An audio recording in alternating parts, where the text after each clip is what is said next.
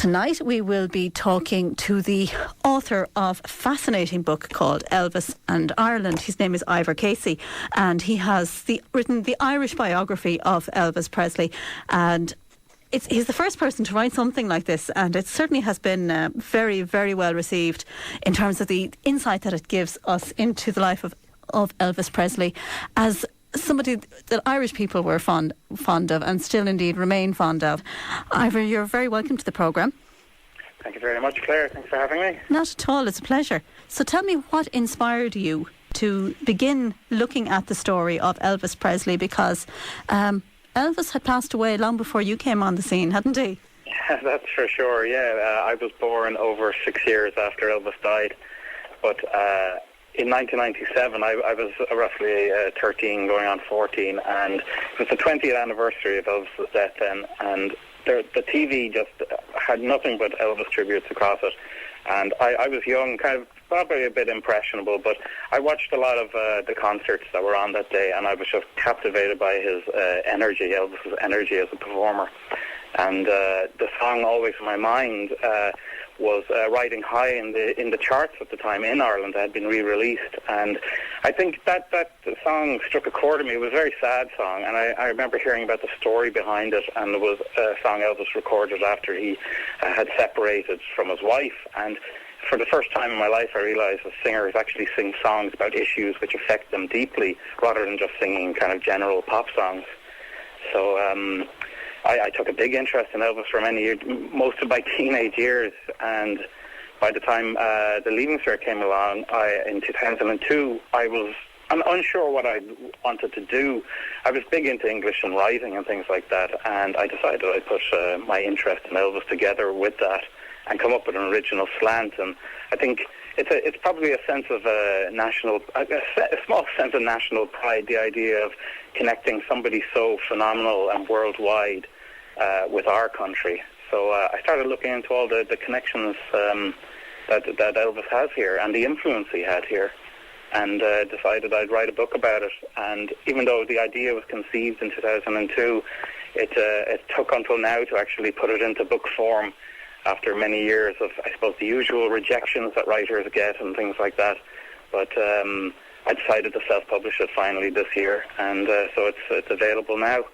And it is full of absolutely fascinating information, and from a particular, I mean, you cover his life and a variety of different things that happen, but particularly the Irish angle. And I'm just looking at one page here. This is the beginning of chapter 22.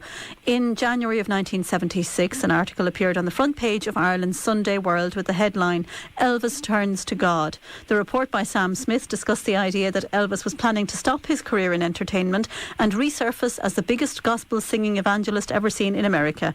And then in the next paragraph, you talk about how shortly after this piece, another article surfaced in the same Irish tabloid, this time asking, "Is Elvis going blind?"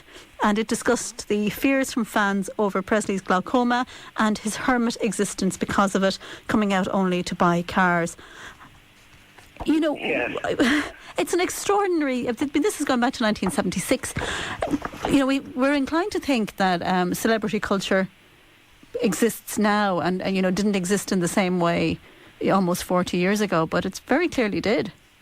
Yeah, it certainly did. I think Elvis probably, you know, he would be the biggest star like the world has ever known, in a sense, because he reached every part of the globe in an era when there was I guess a much greater communications. You know, TV and radio and the media have managed to be able to take a star like that and make them so widespread. And then I guess as a result of that, so many kind of fabricated stories get conjured up, you know, as a result. And I suppose that's what happened there in those articles that time. But I suppose it's symbolic when that kind of story gets on the front page and Sam Smith is writing about it.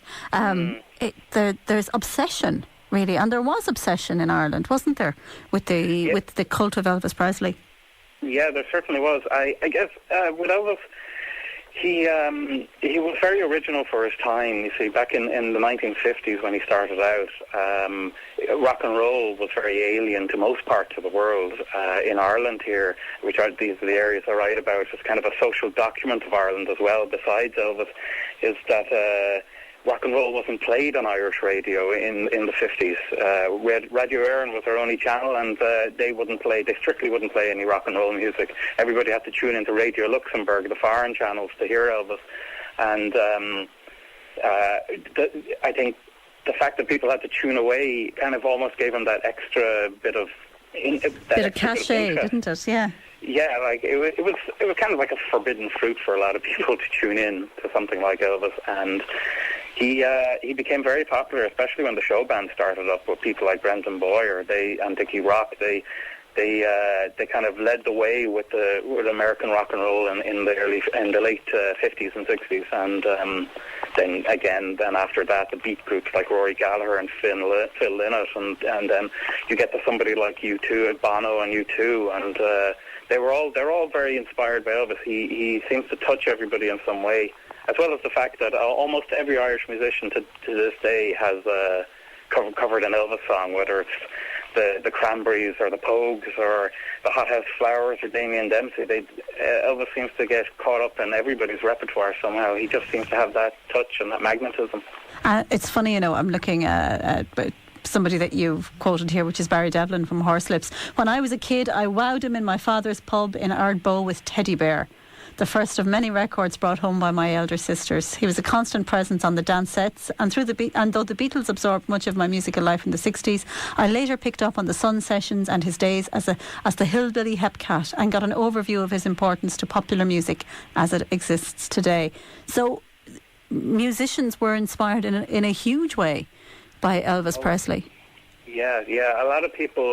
You mentioned Barry Devlin there. I had a good fortune actually to have Barry Devlin launch my book there back in May, and he was telling me about it, as he says in that quote, about how he was originally introduced to the Beatles, who themselves were highly inspired by Elvis and brought something new to music. He came to Elvis later on, and I think a lot of musicians seem to do that. They kind of look back at the eras that have come before them, and they kind of look at it from a more musicologist kind of point of view, just studying music rather than just being hit with whatever's popular at the time. They look back, it's like almost like an academic looking back at history, and see the relevance of certain particular performers, and Elvis certainly is right up there as probably the most relevant when it comes to rock and pop culture in Ireland and around the world, everywhere. Yeah, you quoted John Spillane here saying Elvis's voice was impossibly beautiful. How could any human being sound so good and have such control and power? Definitely there were angels in Elvis Presley's voice. Definitely there were angels there. It's a beautiful quote I got from John. John's a very passionate singer himself, and he understands a very passionate singer, because Elvis was very dedicated to how he sung, what he sang. He took a lot of pride in the importance of singing, and Elvis was often criticised for not playing instruments. Like, he played a bit of guitar and piano, but not to like a very not to, I suppose, the level of talent a lot of musicians have. But Elvis was focused on singing, and he found that a vital instrument that a lot of people might take for granted. But Elvis was very, very dedicated to singing. And Irish people would have had very little opportunity to see him, except in movies, because he wasn't performing here. He wasn't played, as you said. People wouldn't have seen him even on TV. That's right. His movies were his way. Back in those days, I suppose you had less channels as well on TV. Well, we didn't even have anything in the 50s here, but he wasn't allowed to tour outside of America. His manager wouldn't let him. Elvis never, other than being in Germany when he was in the army, he never got to tour anywhere outside of America. There's a few different rumors which go about, like his manager was an illegal alien. He was a Dutch immigrant who no one knew at the time. They all thought he was American, but he was actually an illegal alien in America, and that's one reason why he wouldn't go abroad with Elvis. The other thing is Elvis had a very keen interest in guns and prescription drugs towards the end of his life.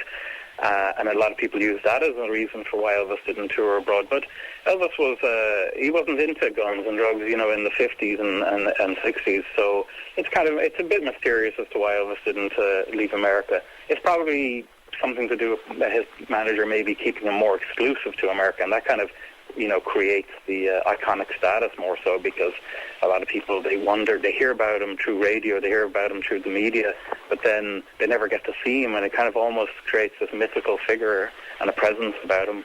Yeah, and people might be inclined to think then, because he didn't come to Ireland, that he wasn't influenced by Ireland, but he recorded I'll Take You Home Again, Kathleen, and I thought that was really one of the really interesting things you covered in the book, talking about how he went to see Colin Wilkinson and admired how he sang the song I'll Take You Home Again, Kathleen.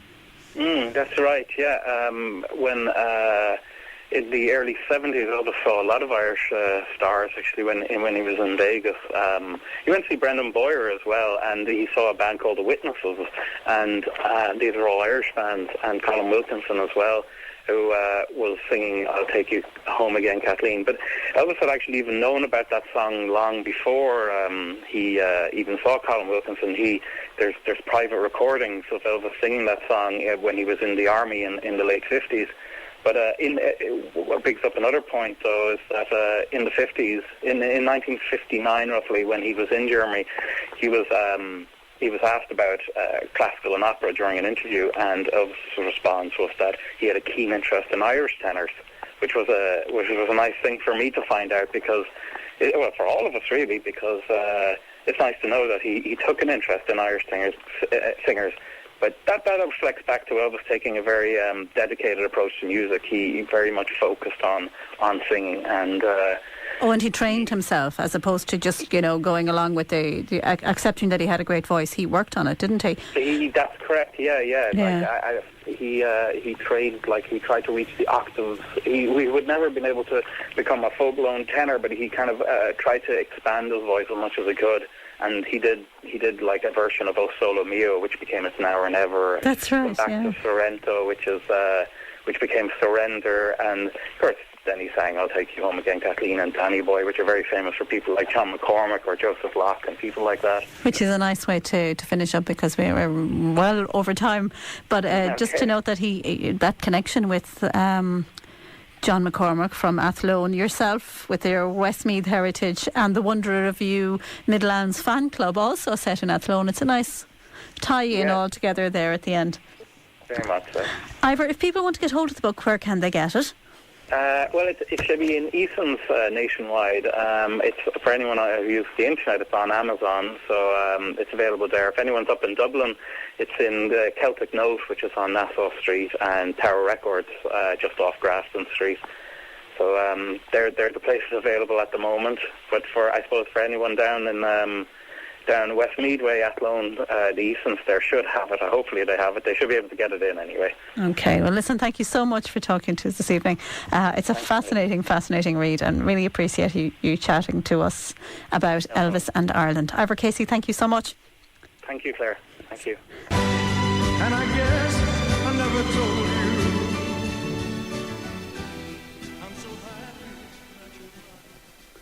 And that is the wonderful Elvis Presley with Always on My Mind. And that was the choice of Ivor Casey, who has written that fascinating story about Elvis and Ireland, all the connections between Elvis Presley and this Green Isle